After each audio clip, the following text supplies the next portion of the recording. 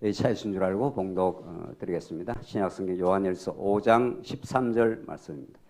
내가 하나님의 아들의 이름을 믿는 너희에게 이것을 쓰는 것은 너희로 하여금 너희에게 영생이 있음을 알게 하려 함이라. 그를 향하여 우리가 가진 바 담대함이 이것이니 그의 뜻대로 무엇을 구하면 들으심이라. 우리가 무엇이든지 구하는 바를 들으시는 줄을 안즉 우리가 그에게 구한 그것을 얻은 줄을 또한 아느니라. 누구든지 형제가 사망에 이르지 아니하는 죄 범하는 것을 보거든 구하라. 그리하면 사망에 이르지 아니하는 범죄자들을 위하여 그에게 생명을 주시리라. 사망에 이르는 죄가 있으니 이에 관하여 나는 구하라 하지 않노라. 모든 불의가 죄로 돼 사망에 이르지 아니하는 죄도 있도다. 우선 17절까지 봉독 드렸습니다. 우리는 지금 요한 1서에 개진되는 놀랍고 기이한 복음의 메시지를 우리가 여러 달 동안 확인해 왔는데 요한복음 오늘로서 최종 결론을 짓도록 그렇게 하겠습니다. 요한 1서는 평탄한 삶 속에 주어진 말씀이 아니라 초대교회 적그리스도의 강력한 도전과 유혹 속에 흔들리고 있는 교회를 향하여 하나님께서 사도 요한으로 하여금 태초로부터 있는 생명의 말씀, 그 말씀이 이 땅에 나타나신 바 되고 그 말씀의 진수로 오신 예수 그리스도 안에서 우리가 사귐이 있는 교회가 하나님께서 이루어져서 영원한 하나님 나라를 반영하는 진짜 이 땅의 하나님의 나라 교회를 하나님이 세우시고 그 교회를 통해서 하나님의 자기 영광을 드러내신다. 그 교회의 머리가 되신 분이 하나님의 아들 예수 그리스도이시다 하는 우리가 잘 알고 있는 복음, 그것을 요한 1서의 방식으로 우리에게 다시 증거해 주는 말씀입니다. 요한 1서는 초대교회에 흔들리고 있던 그 적그리스도의 세력, 쉽게 말하면 어둠과 죄와 사망의 세력들입니다. 비진리의 세력들이 얼마나 교회를 흔들어 놓는 그런 어려운 시대에 이 복음의 말씀이 필요했다면 이 시대에도 동일한 원리로 지금 적그리스도, 어둠의 세력, 아주 쉽게 말하면 우리를 언제나 유혹하고 우리의 마음을 교란시키고 흔드는 이 사단 권세, 우는 사자처럼 택한 백성이라도 넘어뜨리려고 하는 그 세력은 우리 주변에 항시적으로 존재합니다.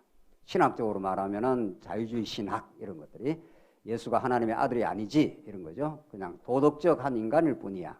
그래서 기독교를 아주 납작하게 만들어버리는 초월적이고 영원한 생명을 가진 그 진리 대신 그 기독교를 세상 종교처럼 그렇게 만들어버리는 그 거짓의 유혹은, 그 도전은 지금도 시시각각대로 우리를 향해 오고 있고 신학교에서도 아예 성경이 하나님의 말씀이 아니다 이렇게까지 주장하는 자유주의 신학은 우리 주위를 넘실대고 있습니다. 그래서 오늘 우리가 요한 1서의 말씀을 심각하고 진지하게 이해하고 확실하게 정리할 필요가 있는 거죠. 요한 1서 전체가 예수 그리스도에 대한 확증의 말씀인데 우리가 오늘 마지막으로 확인하는 것은 하나님의 아들 예수입니다. 예수가 하나님의 아들로 오셨다. 아주 기독교는 사실은 단순 명료한 종교입니다. 그냥 로마서의 옛적의 선지자들로부터 이 아들에 관하여 하나님께서 증거를 했다. 그 아들에 관한 복음 이렇게 나가지 않습니까? 우리가 정리하고 있는 대로 그 아들은 아버지의 권능, 능력, 권세 이 모든 것을 다 고스란히 가지고 오신 분입니다. 그러니까 아들을 보면 누구를 보았다고요? 아버지를 보게 된 거죠. 그러니까 예수 그리스도가 이 땅에 출현하셔서 행하신 모든 교훈, 말씀, 행적 이건 전부 하나님 아버지를 지금 보여주는 거죠. 그렇게 신학적으로 이렇게 깨끗하게 정리가 됩니다. 그러니까 그 아들 속에 얼마나 능력과 은혜와 그 아버지의 영원한 사랑을 담고 이렇게 표현을 해주는 분이 아들이라는 거죠. 그 아들에 관해서 신약 전부가 증거를 하고 있다. 나중에 보면 구약 전체도 오실 메시아 하나님의 아들에 대한 예언의 말씀, 언약의 말씀이니까요. 자, 그걸 우리는 성경 전체에서 확인할 때마다 하나님의 영광과 능력을 깨닫게 되고 그걸 복음이라 한다는 거예요. 그분 안에 생명이 있고 그분 안에 하나님 나라가 있는 거니까. 그분 밖에 있으면은 생명도 없고 하나님 나라도 없고 미래도 없고 영혼도 없습니다. 그냥 이 땅이 전부 다인 줄 알고 땅의 것만 보고 살아간다는 거죠. 그래서 이게 하늘로부터 오신 복음의 메시지라는 거죠. 그 아들에 관한 소식이. 자, 그러면 그 아들에 관한 것을 우리가 성경 전체를 통해서 사실은 확인하는 건데, 하나님이 아담에게 자기 형상을 따라 지었고 아담에게 복을 줬지 않습니까? 그 형상이 아들입니다. 형상이란 말 자체가 그게 아들이라는 의미를 함축하고 있는 거예요. 그러니까 하나님께서 당신의 아들, 하나님의 아들 아담에게 복 주시고, 아담은 타락하여 실패하지만 둘째 아담이 진짜 하나님의 아들로 오실 그분이 이 땅에 하나님 나라를 이룬다는 거죠. 그렇게 되면 우리의 정체성이 확인이 되는 거죠. 우리는 누구야? 모든 지금 사람들의 고민과 갈등과 혼돈은 나는 누구지? 이걸 아무도 안 가르쳐 줍니다. 더 정확하게 말하면 잘못 가르쳐 줍니다. 모든 철학, 인문학, 모든 세상 사람들이 사장은 너 말단 직원이야 이렇게 규정을 해주잖아요. 직장에 가면은. 그러니까 말단 직원이 자기 정체성이에요. 사회생활에서는. 물론 뭐 사장도 있겠지만은 또 사장 위에 또 회장도 있잖아요. 그러니까 세상이 자꾸 어떤 사람에 대해서 규정을 해주면 그게 나가 되는 거죠. 그러니까 만약에 말단 직원이라면은 아주 삶이 고달픕니다. 그리고 미래가 없습니다. 그리고 그것이 만약에 그대로 자기의 정체성, 나라는 것을 규정을 해준다면 진짜 삶의 맛이 안 나는 거죠. 그러나 그건 세상이 규정해준 인간의 자기 정체성, 내가 누구냐는 너 말단 직원이야, 너는 사장이야 이런 거죠. 남편이야, 아내야 이런 거죠. 그러나 사랑하는 남편도 아내도 언젠가는 먼저 가게 되면은 그걸로 인간은 자기를 진짜 규정을 할 수가 없습니다. 그래서 하나님의 아들 예수 그리스도를 믿는 것이 영생이고, 그걸 믿게 되면 우리가 하나님의 아들이 되는 겁니다. 양자의 영을 주셔서 우리는 어떤 정체성을 하나님의 아들 예수 그리스도를 믿게 되면 우리가 하나님의 아들이 되는 거죠. 하나님의 자녀가 되는 거죠. 그럼 하나님의 영원한 나라를 상속받게 되는 거죠. 세상에 이것처럼 그 영광스러운 정체성이 없습니다. 넌 누구야 그러면? 나 하나님의 아들이야 이렇게 된다는 거죠. 세상에서는 내가 말단 직원이고 세상에서는 뭐 형편없는 존재인지 그거는 세상이 규정해 주는 것이지만, 하나님은 우리를 예수 안에 두시고 우리를 하나님의 아들이라는 영원한 신분을 주셨다는 겁니다. 이게 지금 요한 1서가 적그리스도와 준동하는 어둠의 세력이 늘 성도들을 흔들어, 그 어둠의 세력이 그런 걸 규정을 하는 겁니다. 너 별거 아니잖아 이렇게 되는 거예요. 너 죄 지었잖아. 너 죄 지은 게 뭐 목사고 장로야 이렇게 막 파고 들어오는 거죠. 어둠의 세력이. 맞아, 나 죄 지었고 범죄했어도 하나님이 예수 그리스도 안에서 하나님의 아들로 규정해 준 그 영원한 정체성은 사라진다 안 사라진다? 안 사라져 이렇게 되는 거죠. 이게 우리가 하나님 아들 예수 안에 있는 영원히 변하지 않는 정체성입니다. 그게 영원히 새하늘과 새 땅에 가서도 우리를 하나님의 아들로 봐주시잖아요.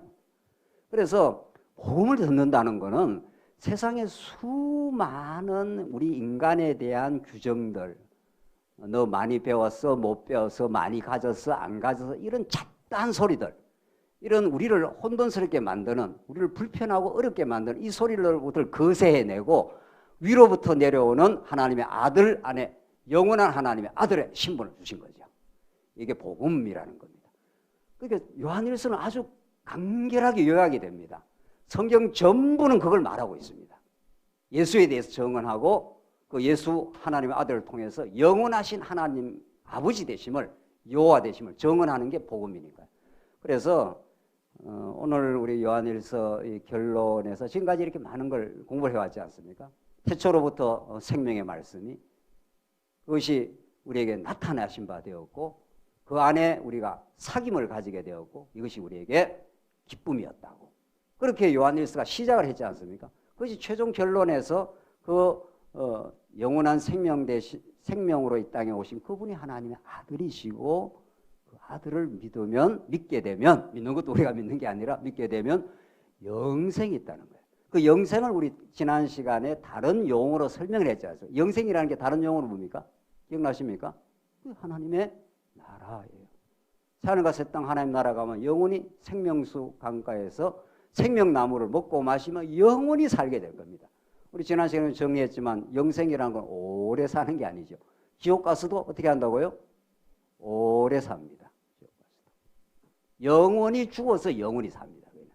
그 영생은 오래 사는, 물론 오래 사는데 우리가 길이 살 건데 그냥 길이 사는 게 중요한 게 하나님의 생명을 공급받고 그의 사랑을 공급받고 그와 관계를 누리고 아버지 앞에서 아들이 되고 이런 겁니다. 그러니까 이게 복음이라는 겁니다. 이건 세상이 천하 없어도 밝혀낼 수 없는 하늘의 신비한 계시의 말씀이라는 거예요. 그걸 우리가 마지막으로 정리해 봅시다. 13절 오늘 이제 여기 오늘 이거 아닙니까? 하나님의 아들 예수인데 예수를 하나님의 아들로 우리가 시인하게 되었고 우리가 그렇게 믿게 되었습니다. 아들을 믿으면 사랑하게 됩니다. 무한한 그 사랑의 능력이 아버지로께서만 옵니다. 어디에서도 그 사랑의 원천이 없습니다. 이 땅의 모든 사랑의 결핍, 이 땅의 모든 상처, 고통은 모든 건 따지고 들어가면 사랑의 결핍인데 그 사랑의 원천이 이 땅에 없다 이런 뜻입니다. 영원하신 하나님, 사랑이신 그 하나님이 그 아들을 통해서 보여주셨고 그 아들에게 붙어 있으면 사랑이 공급이 됩니다. 그래서 인간은 공급을 받아야 공급을 해줄 수 있습니다. 하나님은 공급받지 않아도 무한히 공급해 줄 수 있습니다. 그분 자체가 에너지고 그분 자체가 사랑이시고 그분 자체가 영원한 생명이시기 때문에 공급할 수 있지만 여러분과 저는 위로부터 공급을 받아야 어떻게 됩니까? 공급이 나갈 수 있다는 거예요. 그래서 오늘 여러분과 저를 이렇게 말씀 앞으로 불러주시는 것은 무슨 이론을 많이 배워라 이런 뜻이 아니라 생명의 말씀의 공급의 시간입니다. 철철철 넘치는 공급이 되어지면 자연스럽게 그렇게 삽니다. 자연스럽게. 그래서 그 아들 안에 사랑이 있다 하는 것이 우리 지난 시간. 마지막으로 아들을 믿어서 영생하게 된다. 영원한 하나님의 나라에 누림이 있게 된다. 이게 오늘 결론입니다. 한번 보십시다. 13절 내가 하나님의 아들의 이름을 믿는 너희에게 이것을 쓰는 것은 너희로 하여금 너희에게 뭐가 있다고요? 영생이 있게 하려. 영생, 기쁨, 감격, 즐거움, 환희 이게 전부 다 영생의 하나님 나라의 속성들입니다. 그러니까 하나님 나라를 한마디로 말하라 하면 영생이라는 거죠. 그러니까 요한일서는 영생이라고 표현했고 마태, 마가, 누가에서는 그걸 하나님 나라가 이 땅에 오셨다고 예수가 하나님 나라로 오셨고 그 안에 영생이 있는 거니까 표현이 다른 거지 사실은 이렇게 압축하고 하면 뭐 성경은 아주 그냥 간결하게 하나님 아들로 이렇게 귀결이 되는 거죠. 14절 그를 향하여 우리가 가진 바 담대함이 이것이니 그의 뜻대로 무엇을 구하면 들으심이라. 우리가 무엇이든지 구하는 바를 들으시는 줄을 안즉 우리가 그에게 구한 그것을 얻은 줄을 또한 아느니라. 자, 이게 하나님의 아들 안에 영생이 있다는 것을 이제 앞에서 그렇게 선언적으로 이야기를 하고 13절에 14절, 15절이 뭐라고 되어 있습니까? 그를 향하여 우리가 가진 바 담대함이 있다. 왜 우리가 이렇게 이 고난이 많은 세상 가운데서도 그 마음의 확신 혹은 담대함, 당당함 이런 것을 가지게 되느냐 하면 그 이유가 있는데 그 이유는 이것이니 했지 않습니까? 그의 뜻대로 무엇을 구하면 들으심이라.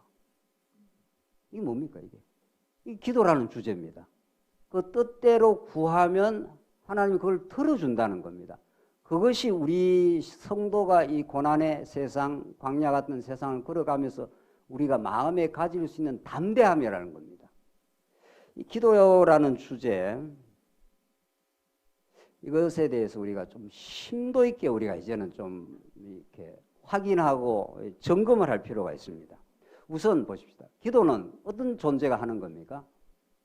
지금 주제가 이렇게 하나님의 아들이라고 되어 있지 않습니까? 아들 안에는 그들을 믿게 되면 영생이 있는데 영생을 우리가 영생 안에 있는 우리가 담대함을 가지게 되는데 담대한 그 이유는 이것이니 하면서 우리가 그에게 구하면 들어주신다는 거죠.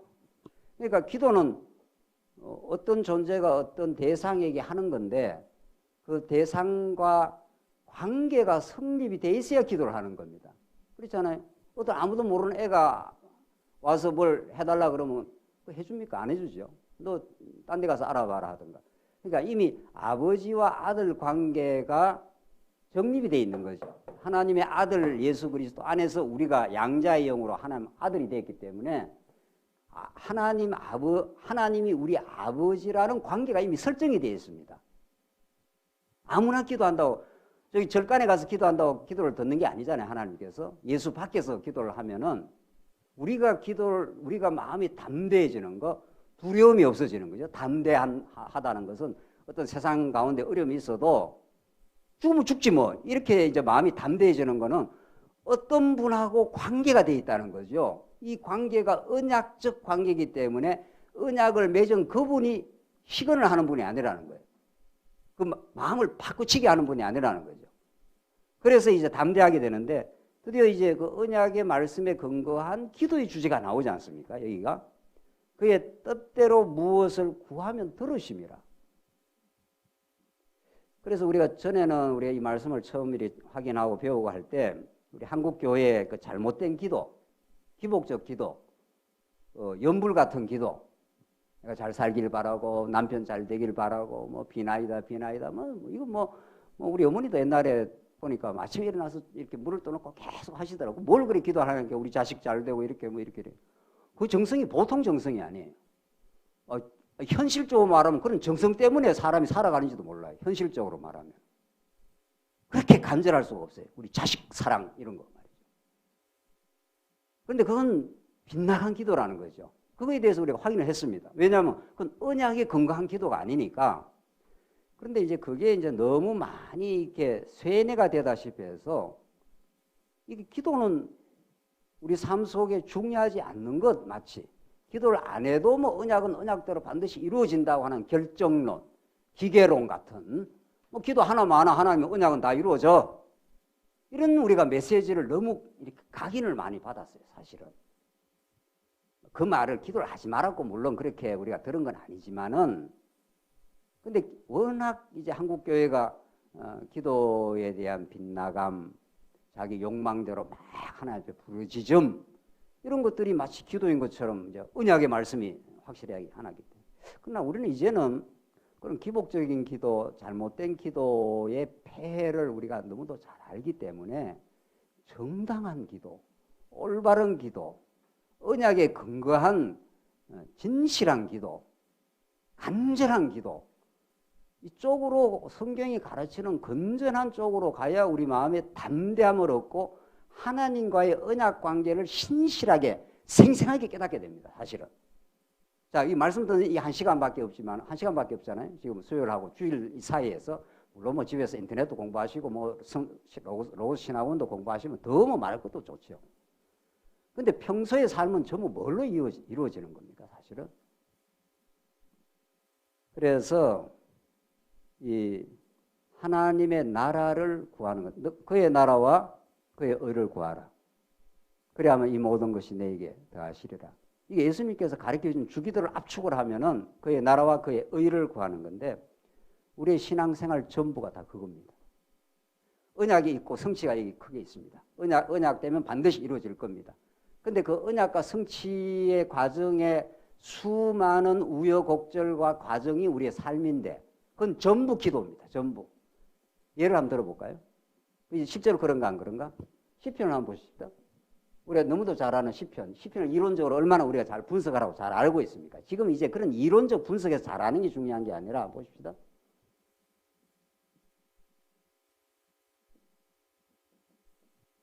우리 시편 하게 되면 1편에서 2편이 이게 언약에 관한 시입니다. 언약시고 언약을 이루어달라고 기원하는 기원시입니다. 이게 기도입니다. 그리고 이걸 이루어주면은 어떻게 합니까? 이루어줬으니까 찬송하게 되죠. 자, 언약이 너무도 중요한 기관차입니다. 우리 모든 진리를 이끌어가는 그리고 하나님의 살아계심을 증명하는 게 언약입니다. 그런데 이 언약이 너무도 중요하죠. 이 언약을 모르면 기도가 연불이 되겠죠. 내 좋아하는 거, 내 하고 싶은 거, 뭐 이걸 이루어달라고 하는 거니까. 그러나 언약의 말씀이 우리에게 정말 떨어져서 3대 언약 혹은 하나님 나라에 관한 언약, 하나님 아담에게 이 땅에 하나님 나라를 이루어주겠다는 거죠. 당신이 의와 평강의 나라를 이루어주겠다.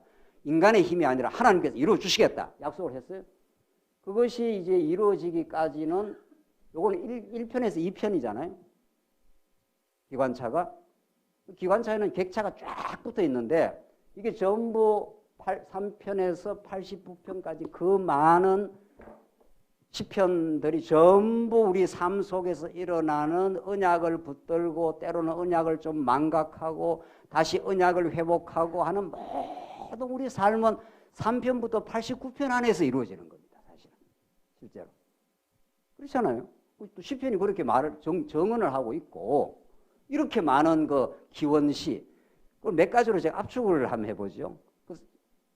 도무지 87편이라고 하는 이 장대한 그 시편의 그 기원시들 말이에요. 그게 언약 백성들의 생활 속에서 다 터져 나온 거 아닙니까? 예컨대 3편 압살롬을 피할 때 다윗이 기도한 겁니다. 그러니까 극심한 고난 속에 들어가 있는 거죠. 다윗이. 그러니까 극심한 고난 속에 압살롬한테 쫓겨다니면서 아들롬한테 쫓겨다니면서 이거 지금 죽을까 말까 막 이런 지경 아닙니까? 그냥 기도는 살려주십시오. 이런 말입니다. 구원 요청입니다. 뭐 세상 그것처럼 절박한 기도가 없습니다. 하나님이 어떻게 방법이 없습니다. 기도는 그렇게 막 터져 나오는 겁니다. 23편 볼까요? 아니, 제가 그냥 설명을 하죠. 이 시간이 있으면 3편부터 89편을 다 해야 되는데 그냥 계략적으로. 그러니까 우리의 삶은 하나님이 우리를 붙들어주지 않으면 죽습니다. 지금 이런 이야기입니다. 우리 삶이 그렇지 않습니까? 광야라는 게 지금 이렇게 평안하게 좀 살다가도 언제 폭풍이 불어 닥칠지 모릅니다. 우리 교회 불어닥친 폭풍 말이죠. 뭐 어떻게 할 도리가 있나요? 하나님 붙들어 달라고 살려달라고 우리가 잘못했다고 막 뭐 그렇게 나가는 수밖에 없는 거죠. 우리가 무슨 지혜 모아서 헤쳐온 건 아니잖아요. 하나님이 붙들어 주셨고 다들 다 간절히 기도를 하셨고 그런 거죠. 23편은 사망의 음침한 골짜기에서도 해를 두려워하지 않는다는 확신이 있는 겁니다. 주의 지팡이와 막대가 나와 함께 하신다고. 이게 우리 삶의 과정입니다. 그 과정에서 살려달라는 기도도 있고 죽음의 골짜기, 사망의 골짜기로 가는데도 여호와는 나의 목자하셔서 나와 함께 하심으로 주의 지팡이와 막대가 나와 함께 하셔서 두려움이 없습니다. 이런 그 어려움 중에도 확신에 찬 기도가 있는 거죠. 그 23편, 그 유명한 23편 그런 것들이 여러분과 저의 기도의 내용 아닙니까? 실제로. 51편 정도로 가볼까요? 51편, 아니 여러분 다 알고 계시니 찾지 말고 지금 찾을 시간은 없어요. 51편은 뭡니까? 실수했을 때, 뼈저리게 범죄했을 때. 다 우리 예수 믿어도 우리는 다 실수하고 범죄합니다.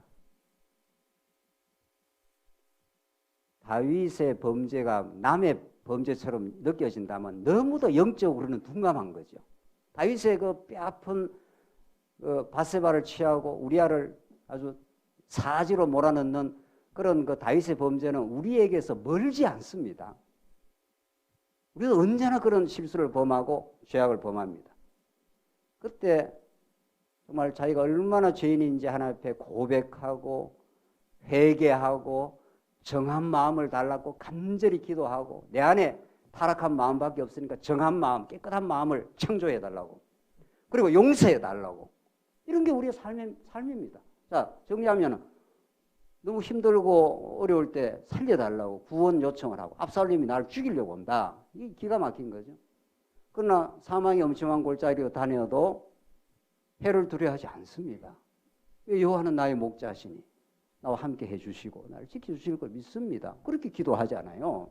또 51편처럼 잘못했을 때 내가 잘못했습니다.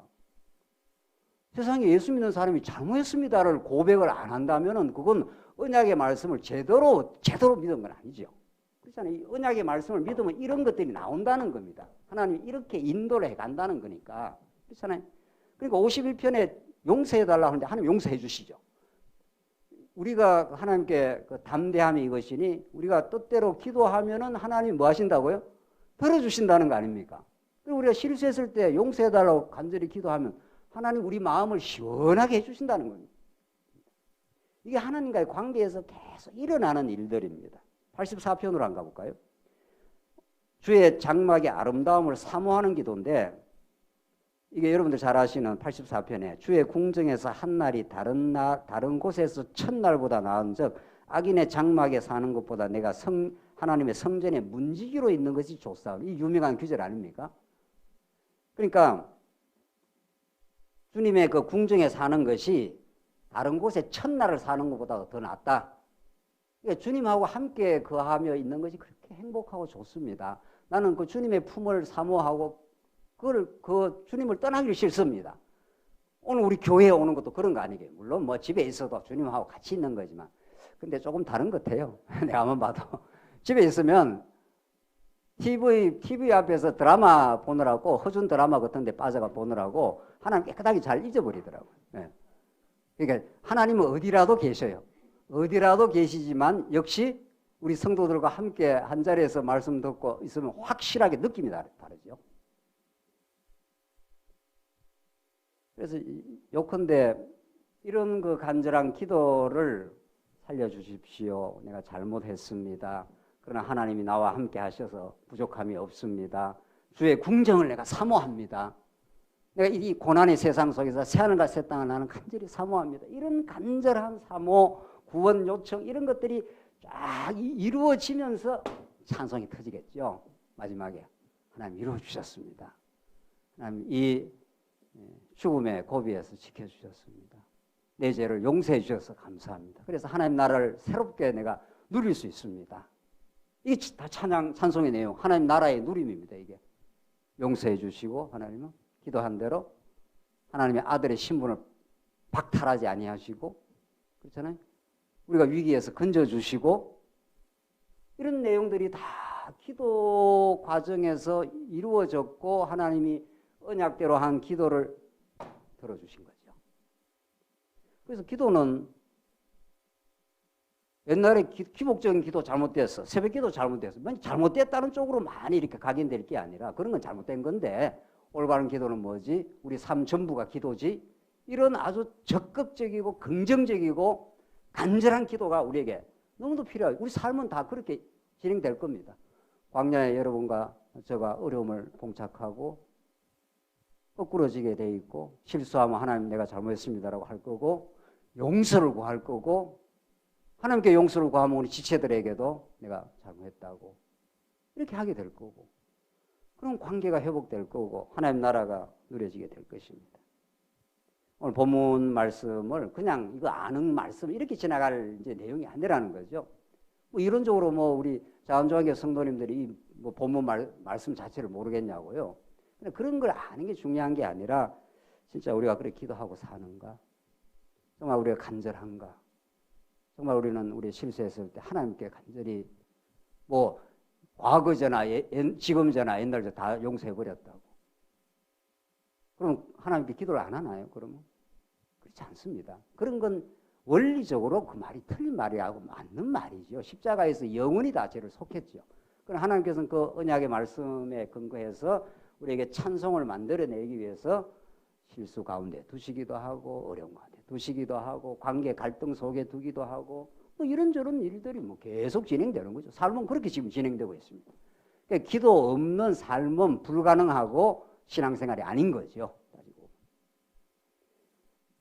그래서 우리 교회에서 우리가 회의할 때 말씀 우리가 잠깐이라도 보고 기도하고 시작하지 않습니까? 왜 그렇게 합니까? 그거 그냥 형식적으로 그렇게 하는 겁니까? 그거는 세상 회의하고는 확실하게 구분하는 우리 교회 회의의 특징입니다. 우리가 교회 회의를 하는 것은 내 생각을 관철시키는 모임이 아닙니다. 우리는 다 각자 생각이 좀 다를 수가 있고 교회를 보는 시각도 좀 다를 수는 있습니다. 그러나 우리가 기도하고 시작하면 언약의 말씀을 붙들고 하나님 우리 자간조항교회가 하나님 나라가 되게 하시옵소서. 그래서 교회에 찾아오는 영혼들이 마음의 평안을 누리고 먼저 깨닫는 우리들이 먼저 섬기는 우리가 되게 하시옵소서. 그래서 그 섬기는 마음으로 이 회의를 하게 하시옵소서. 그래서 이 회의에서 결정난 것들이 교회 성도들에게 평안이 되게 하시고 기쁨이 되게 하시옵소서. 이게 세속적인 회의와 교회 회의를 확실하게 갈라내는 절대적인 구분점입니다. 세상회의는 기도 안 합니다. 중력회의 회장이 딱 불러놓고 회장 뜻을 관철하는 거죠. 너 어떻게 생각해? 너 어떻게 생각해? 그걸 다 의견 취합해서 이렇게 회사는 나가야 돼. 회사 회장과 사장의 비전을 실현하는 것이죠. 교회는 회장도 없고 사장도 없고 오직 한 분 예수 그리스도의 통치와 그분의 뜻이 우리 모두에게 이미 말씀을 우리가 깨달아가고 있기 때문에 그 말씀에 비추어서 어떻게 하나님의 나라와 그 의가 이 회의를 통해서 이루어질까? 이게 교회 회의입니다. 교회 기도입니다. 그러니까 기도는 뭐 적당히 한다라든가 뭐 잘못된 기도만 비판하고 우리가 앉아 있는다라든가 그게 아니라 시편이 말씀대로 하나님의 언약을 이렇게 하셨습니다. 당신이 복을 주시기로 약속을 하셨습니다. 하나님 나라를 주시기로 했습니다. 그러나 고난 가운데 집어넣고 그분을 붙들게 만드시고 날마다 기도하게 하고 바울의 표현대로 무시로 기도하게 하고 쉬지 말고 기도하게 하고 쉬지 말고 그의 뜻이 우리 안에 이루어지기를. 그래서 자기를 부정해버리는 게 기도입니다. 그래서 기도는 언어가 아니라 하나님이 우리 안에서 행하시는 위대한 역사입니다. 내 생각과 내 의견을 하나님께서 부정해버리고 하나님의 생각과 하나님의 의를 우리 안에서 만들어내시는, 그래서 우리 안에 소원을 두고 어떻게 해요? 행하게 어떻게 해요? 하시나니. 그게 그렇게 되는 거죠. 하늘의 소원을 주시는 거죠.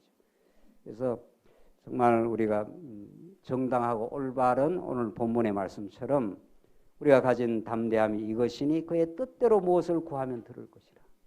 우리가 그의 뜻대로 그의 언약대로 그 언약의 내용이 하나님 나라가 이 땅에 이루어지기를 우리는 간절히 구하고, 그래서 우리 지체들과 서로 섬기고 사랑하는 그런 하나님 나라가 이루어지기를 바랍니다. 그 기도가 깊어지고 간절해지면 따라서 뭐가 나오겠습니까? 믿음에 뭐가 나와요? 행위가 나옵니다.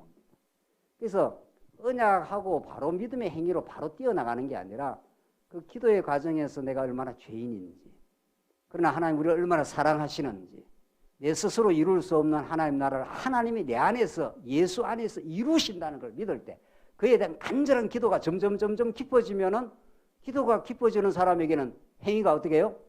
나오겠죠. 그래서 행하라 해서 나오는 게 아니라 언약의 말씀을 붙들면 기도하게 되고 행하게 됩니다. 자, 예를 들어서 우리 사도행전 1장 8절에 성령이 임하시면 너희가 권능을 얻고 예루살렘과 유다와 사마리아 땅끝까지 이르러 내 증인이 되리라는 게 언약의 말씀이죠. 언약의 말씀이죠. 그걸 우리가 깨닫고 우리 마음에 품고 있으면 그게 기도가 되겠죠. 우리 모두가, 우리 교회 모든 성도는 성교에 대한 열망이 있는 겁니다. 기도가. 우리가 우리에게 전달된 이 언약의 말씀이 우리 경계를 넘어서 땅끝으로 또 해외로 전파되기를 간절히 구하는 기도가 생기겠죠. 그 언약의 말씀을 알고 있는 사람. 그런 기도가 있는 사람은 뭐 회로 가서 복음을 전하든지 협력을 하든지 같이 그걸 하는 사람을 격려하든지 뭐 자꾸 되겠죠. 뭐가. 그래서 행동은 깊은 언약의 말씀에 붙들린 간절한 기도의 열망이 뜨거워졌을 때 폭발하는 게 우리 행동입니다. 그 기도의 과정 없이 우리의 행동은, 지속적 행동은 잘 안 나오겠죠. 조금 하다 만다든가 그렇게 되겠죠. 그래서 우리가 다시 정리하자면 언약, 제일 중요한 언약의 말씀, 살아계신 하나님의 그 존재와 그의 은혜와 그의 신실하심에 대한 진리는 그 언약의 내용인 하나님 나라를 간절히 기도하게 되고, 그 담대함을 얻게 됐을 때 찬송이 터져 나오고 믿음의 행위가 따져 나오겠죠. 그렇게 우리가 기도를 새롭게 좀 정말 기도하는 삶으로 하나님 우리 인도해 주시기를 바라는 겁니다. 16절 누구든지 형제가 사망에 이르지 아니하는 죄 범하는 것을 보고든 구하라. 또 나오잖아요. 이제는 하나님께 구할 뿐만 아니라 형제와의 관계 속에서의 기도를 말합니다. 누구든지 형제가 사망에 이르지 아니하는 죄, 이건 멸망치 않는 죄입니다. 택한 백성이 육신의 소욕에 이끌려서 범할 수 있는 죄. 그렇죠? 우리도 뭐 그런 죄를 미워도 하고 시기도 하고 이거 다 사망에 이르지 않는 죄. 아주 멸망 안 당한다 이 말입니다. 이게는 육신의 소욕 따라서 우리가 실수하고 범죄한 죄이기 때문에 이런 것을 형제가 빠져 있는 걸 보고도 그를 위해서 구해주라는 겁니다. 뭐든지 우리가 형제한테 나아가기 전에 기도하고 나가는 거죠. 어떤 권면을 하러 나갈 때도 딱 내가 생각해서 딱 나가는 게 아니라 저 형제가 굉장히 지금 방황을 한다든가 어려움을 겪고 있다든가 범죄하면서 허우적거린다든가 여러분 그 형제를 사망에 이르지 아니하는 범죄 아닙니까? 그게 우리 택한 성도들이 죄를 범하는 거는 영원한 멸망은 안 받는다 이 말이면 그러나 그 죄악 가운데 있기는 굉장히 허우적거리는 거죠. 굉장히 고통받거나 유혹 속에서 건덕을 다 상실하고 살거나 그러면은 그를 위해서 구하라는 겁니다. 우선 그러니까 형제가 형제를 위해서 구하는 기도의 삶 그것이 이 속에 들어 있습니다. 다 이 속에 하나님께도 근본 구하는 거지만은 그 기도라는 그 마음의 과정이 우리가 형제한테 나갈 때 내 생각을 관철하는 게 아니라 그 형제가 하나님의 뜻을 다시 새롭게 깨닫고 돌아오기를 하나님 나라를 누리기를 그렇게 우리 형제에게 나아가게 되고 구하게 되겠죠.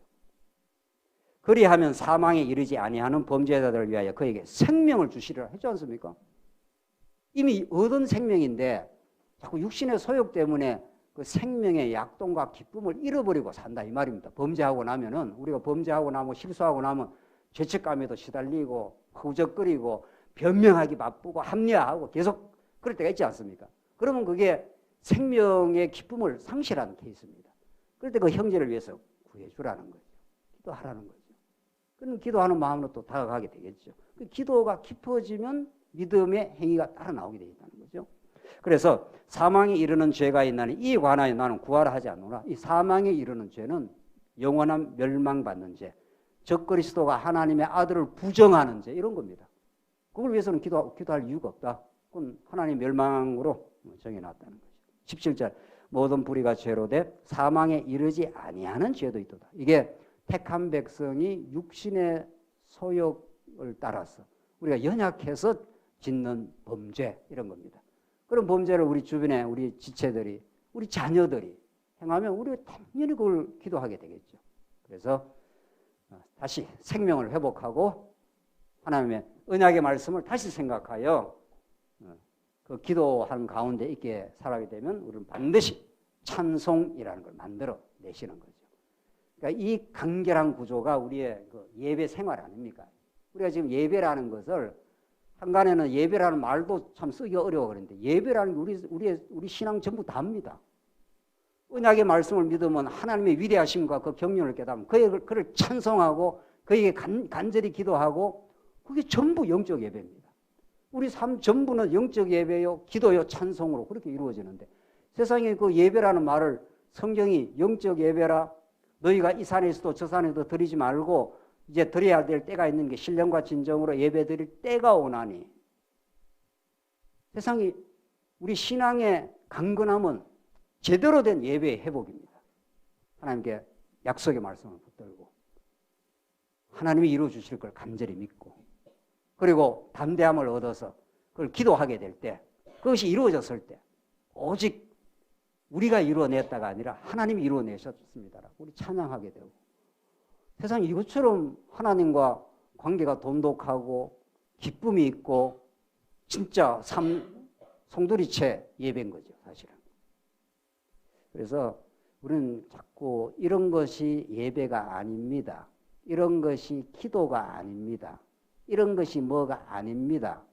이런 부정적인 초기에는 그게 필요해요. 우리 말씀운동 초기에는 워낙 한국교회가 빗나간 것들이 많았기 때문에 초기에는 그런 걸 통해서 강력한 자극이 되어서 우리가 돌아왔지만 이제는 아닙니다. 아닙니다. 아닙니다가 아니라 이것이 바른 기도입니다. 이것이 바른 예배입니다. 이것이 우리 하나님 앞에서 살아가는 기쁨의 삶입니다. 이것이 하나님 나라입니다. 이건 성경이 강력하게 말하고 있는 진리의 메시지입니다. 이 말씀을 우리가 공급받고 이 말씀 안에 우리가 살아가고 이 말씀을 우리가 누리게 될 때라요. 힘차게 복음이 땅끝을 향해 또 전파되겠죠. 그래서 오늘 이 본문은 강력하게 그걸 증거하고 있습니다. 마지막으로 18절로 21절 참 하나님과 영생의 신 그리스도 안에 있다는 걸 알려줍니다. 자, 이게 이제 요한 1세의 최종 절정으로 가는데 예수가 도대체 누구야 이런 말이죠. 우리는 우선 큰 주제는 하나님의 아들이라 그랬지 않습니까? 그런데 마지막에는 그 하나님의 아들이 궁극적으로 누구냐 하면서 마지막 우리 다 읽고 한번 봅시다.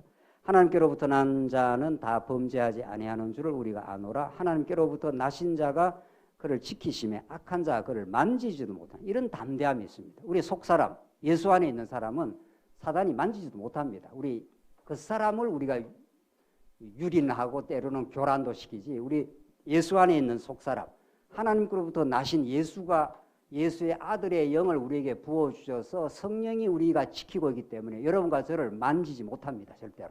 우리는 그런 확신이 있는 거죠. 그리고 확실하게 천국 가는 거죠. 사단이 우리의 속사람까지 만져버리면 우리가 지옥 갈 거 아닙니까? 하나님 백성 되었다가도. 그러니까 만지지를 못한다는 거예요. 또 아는 것은 우리는 하나님께 속하고 온 세상은 악한 자 안에 처한 것이라.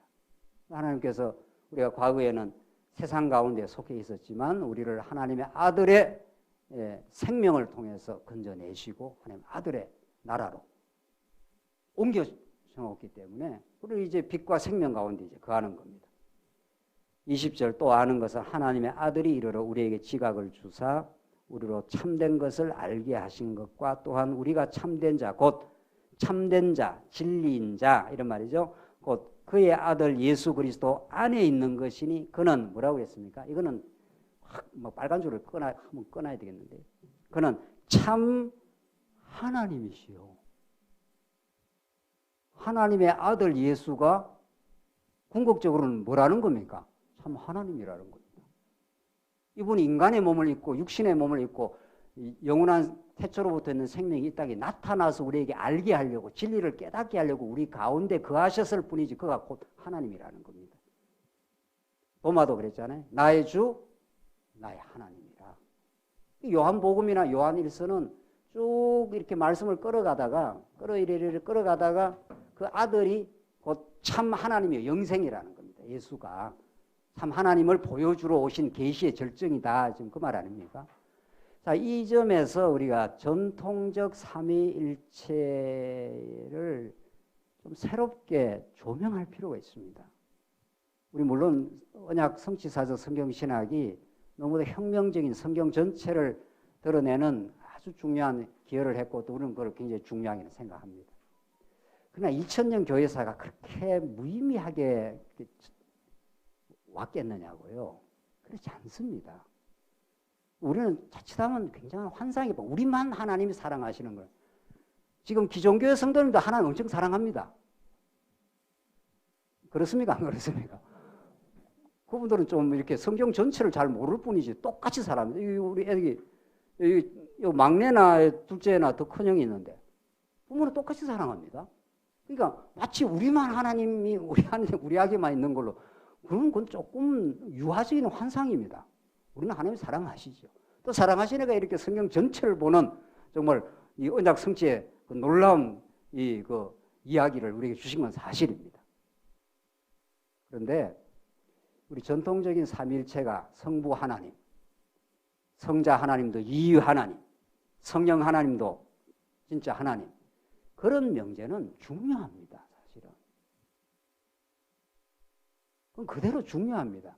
그걸 설명하는 논리가 언약의 논리가 약하다 보니까 그 초대교회의 그 초대 교부들이 그 삼위일체를 설명하는데 뒤엉긴 논리는 있지만은 하나님께서 그래도 성부 하나님 우리 여호와가 구약에 우리 아버지시라 여호와가 그 아버지 격입니다. 여호와 하나님.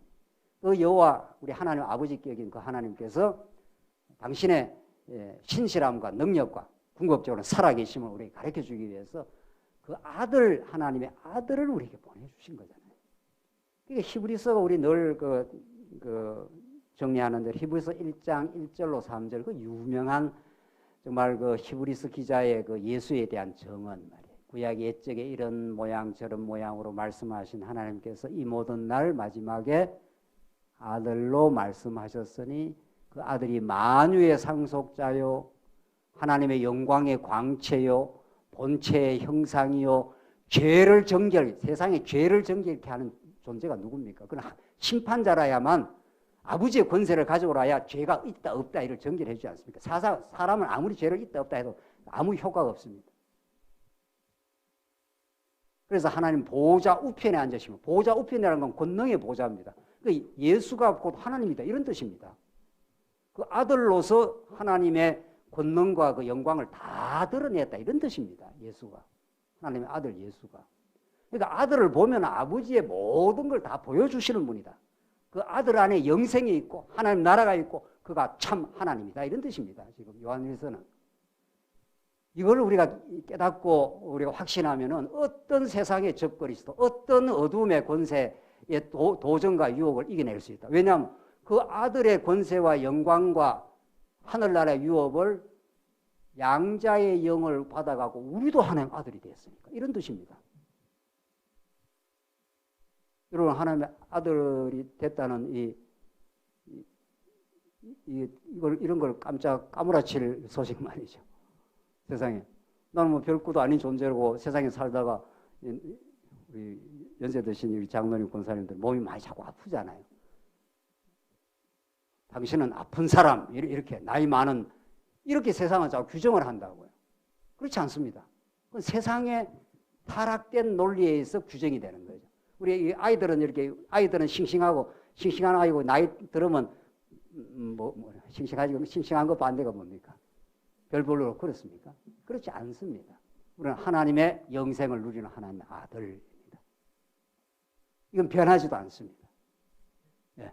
하나님은 우리 아버지시고 예수가 그대로 하나님의 영광을 가지고 오신 참 하나님의 영생이시고 그를 우리가 깨달으면 그대로 천국이고 우리가 하나님의 아들의 모든 권세를 가지고 있습니다. 그러니까 천국이 우리의 것이라고 그런 거죠. 만유의 상속자니까 예수가. 그 아들에게 붙은 바 된 우리가 아들이니까. 그래서 이런 그 복음이 어디 있습니까? 그러니까 요한일서는 그런 복음을 증거해 주므로 이 어둠의 세상 가운데 살아가는 초대교회 적그리스도와 사단 권세가 아주 들락날락하지 않습니까? 여러분과 저한테도 사단이 들락날락합니다. 지금 복음서에서 사단이 유다에게 들어갔다고. 베드로가 실컷 주는 그리스도시여 하나님의 아들이라 그랬다가 예수님 십자가에 죽으러 간다 그러니까 막 예수님을 뜯어말렸지 않습니까? 예수님이 뭐라 그럽니까? 이 사탄아 이 물러가라 그러지 않습니까? 사단은 실제로 존재하는 실체입니다. 영적 실체입니다. 그 사단은 우리가 말씀으로 무장되어 있지 않으면 언제든지 우리 안에 마음속에 들락날락합니다. 들락날락 하시나요? 안 하시나요? 하는데 저한테도 김경 목사한테도 들락날락하면서 들락날락하면서 한 번씩 헷갈리는 생각도 하고 말이죠. 어제도 뭐 집사람하고 뭔 이야기하다가 말이죠. 앞으로 될 일을 제가 자꾸 예측을 했어요. 이렇게 될 것이다. 저러니까 사단이라 소리는 안 하더라만 뭐 하여튼 그 말 하는 건 좀 심하지 않느냐. 우리가 이렇게 예측도 못하는 겁니다. 사실 한치 앞도 모르는 겁니다. 오늘 하나님 그냥 앞에 살고 하나님 아들의 그 영광과 권위를 누리고 권세를 누리며 살면 미래를 하나님 인도하실 것입니다. 하나님 그 주권과 능력과 살아계신 분입니다. 그걸 하나님의 아들 예수를 통해서 영생이요 그분이 참 하나님이라는 겁니다. 그래서 그런 의미에서 전통적 삼위일체는 굉장히 중요합니다. 그 설명의 논리가 좀 취약한 거는 우리가 언약적으로 잘 보완하면 되는 거죠. 예수는 옛날에 뭐 예수는 하나님의 계시의 방편이다 이 정도로 이렇게 처리될 분이 아닙니다. 그분이 하나님이십니다. 오늘 본문 말씀대로 살아계신 하나님입니다. 자녀들아 너희 자신을 지켜 우상에서 멀리하라. 우상이 뭡니까? 우상. 탐심 아닙니까? 록펠러가 그랬다고 합니다. 록펠러가 이 나라가이죠. 세상에서 최고 부자인데 당신은 어느 정도 부를 가져야 좋겠느냐. 그 최고로 부자인데 요즘 말하면 수천억을 가지고 있는 건데 누가 물었답니다. 너 어느 정도를 가져야 그 부가 마음에 충족을 하겠느냐 그 말이죠. 영어로 해볼까요? Just a little more. 조금 더 있어야 되겠다. 이랬답니다. 이런 인간 하여튼 아무리 가져도 그 탐심을 인간이 채울 수 없답니다. 예수를 우리가 소유하고 있을 때 우리가 소유하는 것도 아니라 예수를 모시고 계실 때 우리는 모든 것을 가진 겁니다. 그래서 가난한 자 같으나 어떤 거예요? 부유하고, 없는 자 같으나 뭐 다른 사람을 오히려 부유케 하는 그런 충만한 삶이 예수 안에 있는 우리 여러분같이 참으로 복된 삶입니다. 기쁨이 넘치시길 바랍니다. 기도하십시다. 자비하신 하나님 아버지, 은혜를 감사합니다. 오늘 요한일서의 결론을 들었습니다. 예수가 참 하나님이요, 우리 영생으로 와주셔서 너무도 감사합니다. 우리 죄악된 우리가 이제 소망을 얻었사오니 예수 안에 하나님 나라를 누리며 우리 하나님 아버지를 찬양하며 살게 하시옵소서. 예수 그리스도의 이름으로 기도하옵나이다. 아멘.